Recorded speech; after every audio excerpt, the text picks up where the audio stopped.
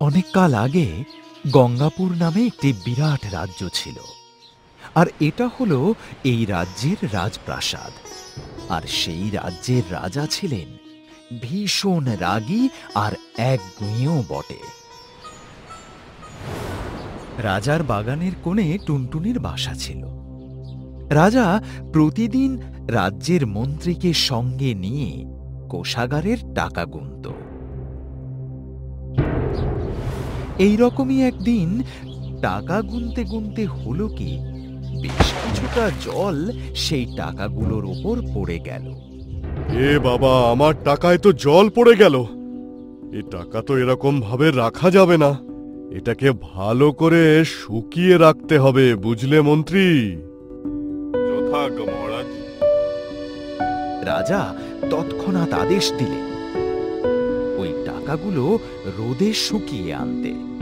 একেবারে রাজার আদেশ বলে কথা, যেমন কথা তেমন কাজ। মন্ত্রী লোক দিয়ে সব টাকা বাগানের একধারে শুকোতে দেয় এবং আদেশ দেয় সন্ধ্যার মধ্যে সব টাকা গুনে গুনে তুলে আনতে। যেটা বলছি সেটা ভালো করে শোন।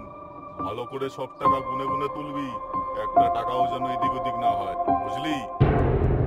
টুনটুনি বেটা সারা দিন গোটা ঘটনা নিজের বাসা থেকে দেখতে থাকে।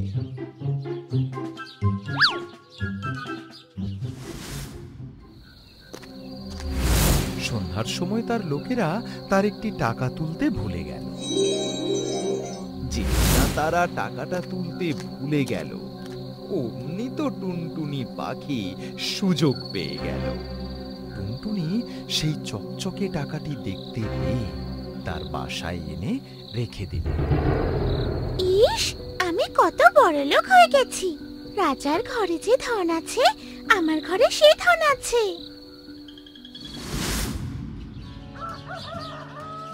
তারপর থেকে সে খালি এই কথা ভাবে আর বলে, রাজার ঘরে যে ধন আছে, টুনির ঘরেও সে ধন আছে। রাজার ঘরে যে ধন আছে, টুনির ঘরেও সে ধন আছে। রাজা রাজসভায় বসেও টুনটুনির সেই কথা শুনতে পায় রোজ। একদিন রাজা সভাসদদের উদ্দেশ্যে প্রশ্ন করে, আরে পাখিটা কি বলছে রে? সকলে হাত জোড় করে বললে, মহারাজ, পাখি বলছে আপনার ঘরে যে ধন আছে ওর ঘরেও নাকি সেই ধন আছে। শুনে রাজা খিলখিল করে হেসে বললেন, দেখ তো ওর বাসায় কি আছে। যেই না বলা অমনি কাজ। সকলেই ছুটল টুনটুনির বাসায় রাজার ধন খুঁজতে। তারা দেখে এসে বললে, মহারাজ, বাসায় একটি টাকা আছে। শুনে রাজা বললেন, সে তো আমারই টাকা, নিয়ে আয় সেটা। তখন লোকে গিয়ে টুনটুনির বাসা থেকে টাকাটি নিয়ে এলো। তখন টুনটুনি বেচারা আর কি করবে, মনের দুঃখে কাতর হয়ে পড়ে। তারপর থেকেই সে বলতে শুরু করে, রাজা বড় ধনে কাতর, টুনির ধন নিলে বাড়ির ভিতর। শুনে রাজা আবার হেসে বললে,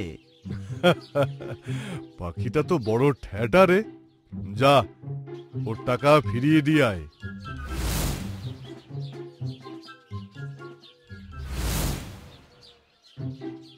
টাকা ফিরে পেয়ে টুনটুনির আর আনন্দের সীমা রইল না। তখন সে বললে, রাজা ভারী ভয় পেল, টুনির টাকা ফিরিয়ে দিল।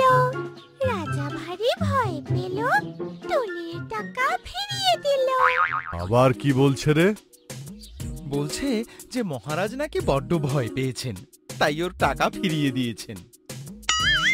তো রাজা মশাই রেগে একেবারে অস্থির। বললেন, কি এত বড় কথা? কান ধরে বেটাকে ভেজে খাই। জি বলা অমনি লোক গিয়ে টুনটুনি বেচারাকে ধরে আন।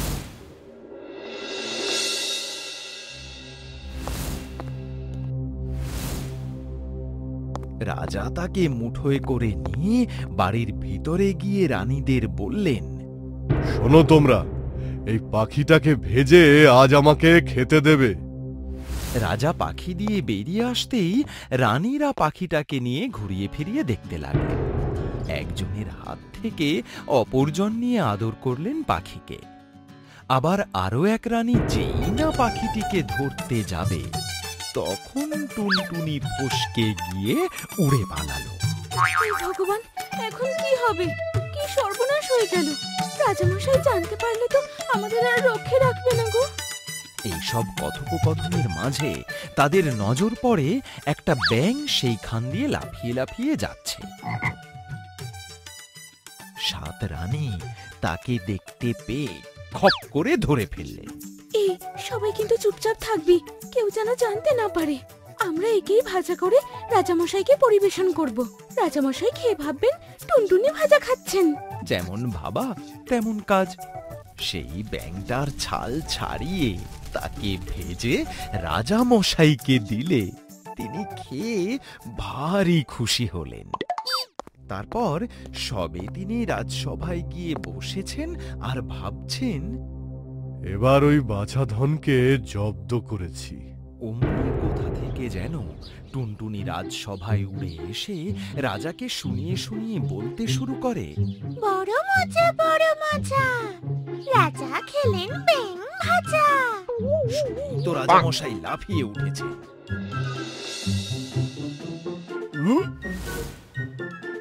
ফু! ফু!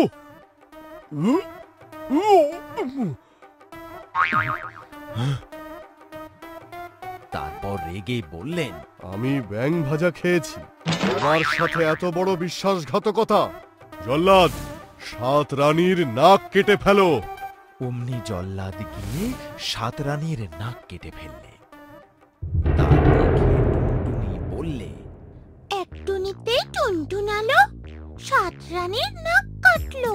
রাজা এবার বেজায় চটে গেলেন আর বললেন, আন বেটাকে ধরে, এবার গিলে খাবো, দেখি কেমন করে পালায়।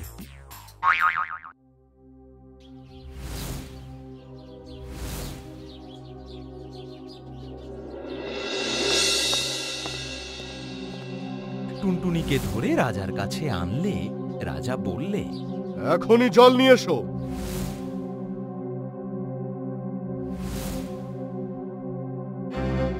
রাজা মুখ ভরে জল নিয়ে টুনটুনিকে মুখে পুরেই চোখ বুজে ঠক করে গিলে ফেললেন।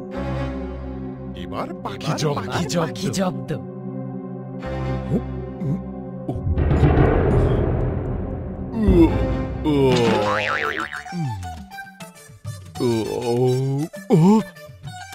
সভার লোক চমকে উঠল, আর টুনটুনি সেই ঢেকুরের সঙ্গে বেরিয়ে এসে উড়ে পালালো। রাজা বললেন, আরে আরে, গেল গেল গেল, ধর ধর ধর ধর। অমনি সভাসদরা ছুটে গিয়ে টুনটুনিকে ধরে নিয়ে এলো।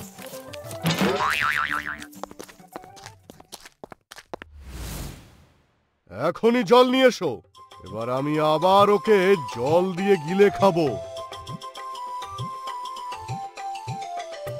এই নিন মহারাজ জল। সিপাই, আমার সামনে এসে দাঁড়াও। সিপাহীও এসে দাঁড়ালো রাজার সামনে। টুনটুনি এবার আমার মুখ থেকে বেরোলেই তাকে কেটে দু টুকরো করে ফেলবে। এবার টুনটুনিকে গিলেই রাজা মশাই দুহাতে মুখ চেপে বসে থাকলেন, যাতে টুনটুনি আর বেরুতে না পারে। সে বেচারা পেটের ভিতরে গিয়ে ভয়ানক ছটফট করতে লাগল। খানিক বাদেই যা ঘটল।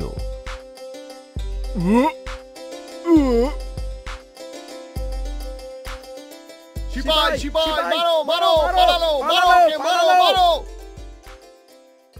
সিপাই তাতে থতমত খেয়ে তলোয়ার দিয়ে যেই টুনটুনিকে মারতে যাবে, অমনি সেই তলোয়ার টুনটুনির গায়ে না পড়ে রাজা মশাইয়ের নাকে পড়ল।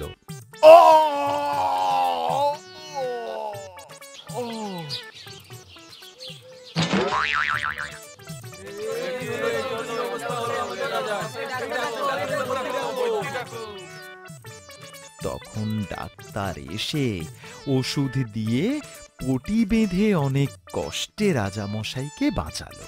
টুনটুনি তা দেখে ভারী আনন্দ পেল আর বলতে লাগলো, নাক কাটা রাজা রে, দেখ তো কেমন সাজা রে।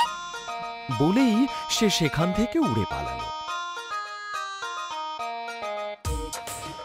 পরের দিন প্রহরীরা টুনটুনিকে ফের ধরতে এলে দেখে যে টুনটুনির বাসায় রাজার টাকাও নেই আর টুনটুনি পাখিও নেই। তারপর থেকে সেই রাজপ্রাসাদের আশেপাশে আর কোনোদিন ওই টুনটুনি পাখিকে দেখা যায়নি।